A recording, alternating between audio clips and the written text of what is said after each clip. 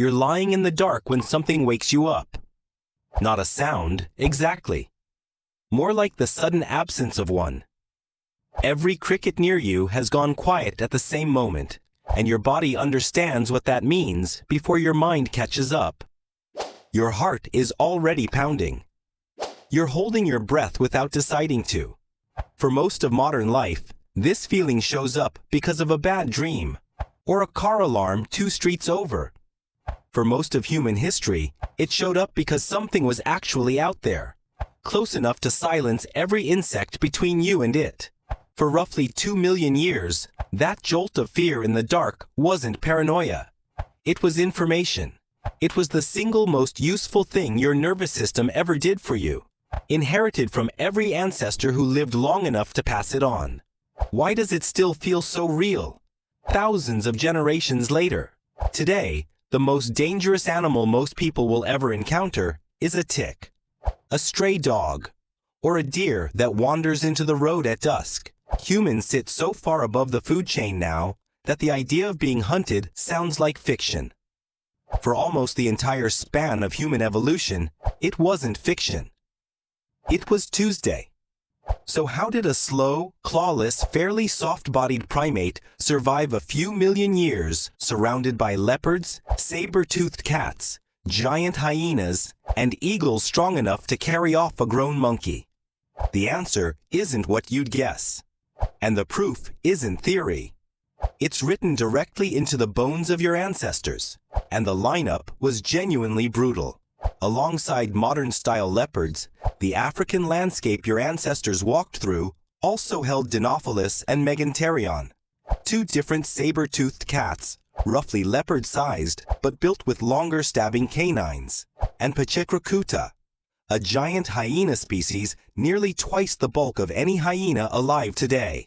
None of these animals were rare background characters. They were the neighbors. A 2-legged primate standing about as tall as today's average 12-year-old, with no claws and no fangs worth mentioning, was sharing the same waterholes and the same shade trees with all of them, every single day. In the 1970s, a South African paleontologist named C.K. Brain went digging through a limestone cave called Swartkrans, in a region now nicknamed the cradle of humankind. He wasn't trying to prove early humans were predators. What he found pointed the other way entirely. Buried among thousands of bones was a partial skull, catalogued as SK54, belonging to a young hominin, the broad scientific term for early humans and their close ancestors.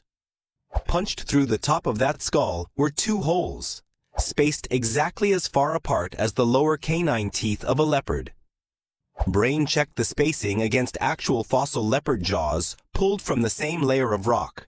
They matched almost perfectly. Something with fangs had bitten straight through a child's head and likely dragged the body up into a tree to feed, the same way leopards still do with their kills today. The leftover bones fell out of the branches and into the cave below, fossilizing for nearly 2 million years until Brain carried them back into the light. Swartkrans wasn't a one-off. A few hundred kilometers away at Sterkfontein, and further north at Olduvai Gorge in Tanzania, researchers kept uncovering the same story repeated in stone.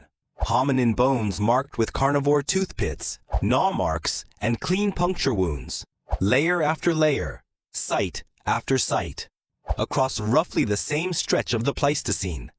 The geological epoch covering the last couple million years. The skies weren't any safer.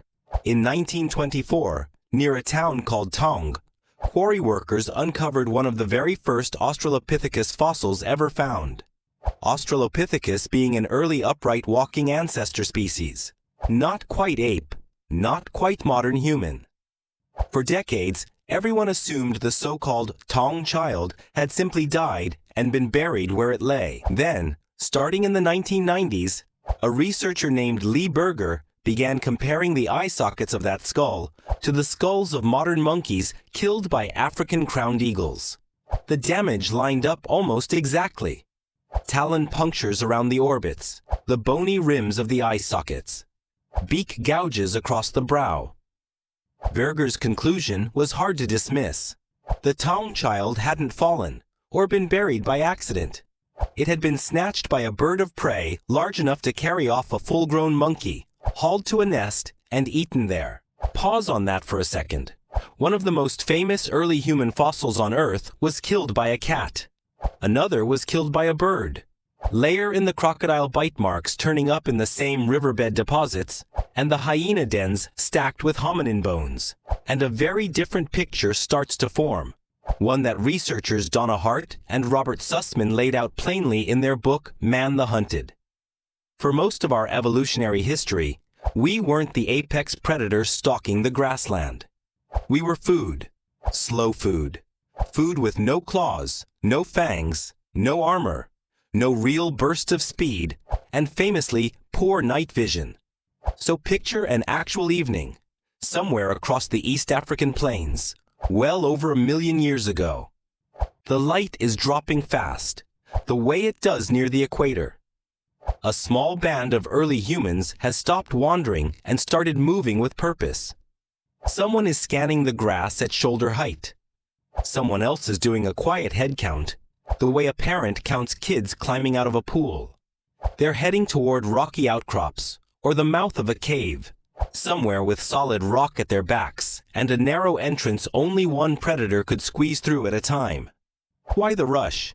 Because dusk is exactly when the big cats start hunting, and a creature without claws, fangs, or a real escape speed has only one functional defense left. Don't get caught alone.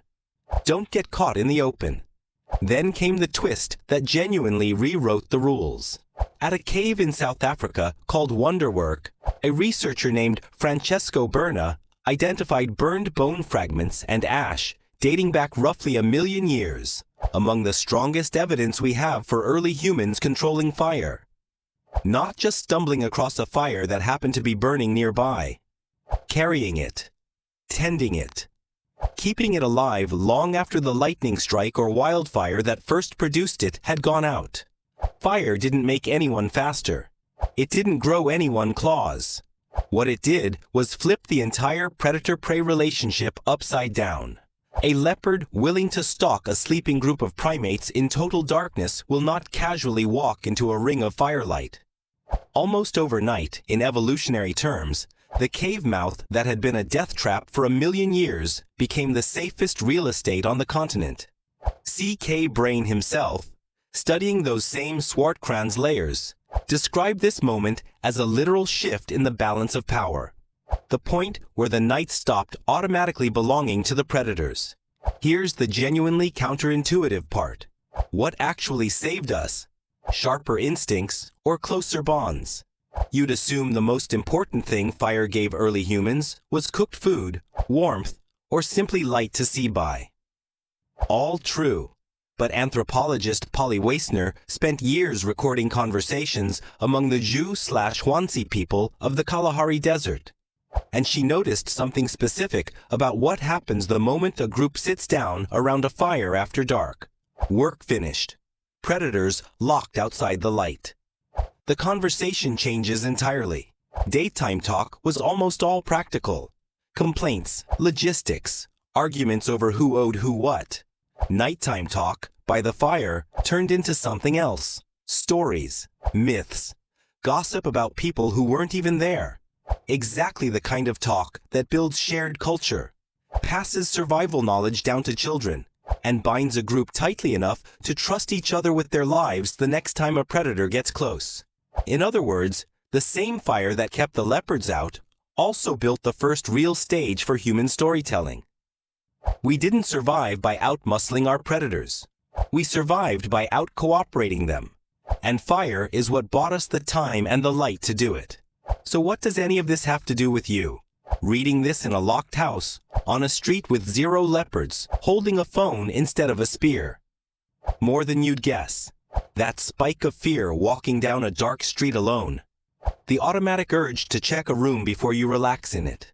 The way a parking garage at night feels different from the exact same parking garage at noon, even though nothing about the concrete has changed. The specific comfort of sitting around an actual fire pit, or even just a glowing screen with people you trust after the sun goes down. None of that is random. It's the same circuitry that kept a slow, clawless primate alive in the dark for roughly 2 million years, still quietly running in the background of a brain that technically doesn't need it anymore. You're lying in the dark, and something wakes you up. It's probably nothing. The wind, a dream, a neighbor's car door. But for a few 100,000 generations before you, that exact feeling was the difference between waking up again tomorrow and not waking up at all. You didn't inherit that fear by accident.